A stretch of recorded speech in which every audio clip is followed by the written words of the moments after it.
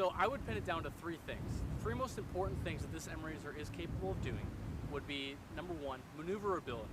Whether you're in a forested area, whether you're in an open area, whether you're in a hostile area or a neutral area. This thing is good at getting you in an area quickly to help people out, or out of an area quickly if it's a hostile environment. The maneuverability shows when you go through hillsides. You can go up to a 45-degree angle or more when you're going up and down hills.